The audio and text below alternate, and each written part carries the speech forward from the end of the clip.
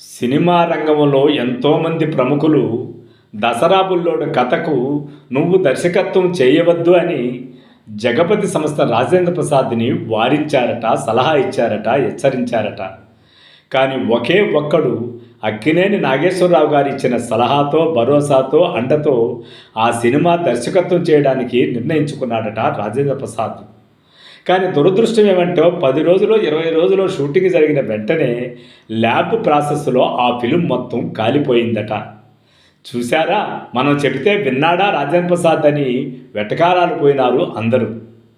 కానీ అది ఏమీ పట్టించుకొని రాజేంద్ర ప్రసాద్ గారు నాగేశ్వరరావు గారు ఇచ్చినటువంటి అండతో, కాల్షీట్లతో ఆ సినిమాను పూర్తి చేసి రిలీజ్ చేసి ఎవరూ ఊహించిన స్థాయిలో విజయాన్ని పొంది జగపతి సంస్థ అంటే హిట్ సంస్థ అనే పేరు తెచ్చుకున్నాడు.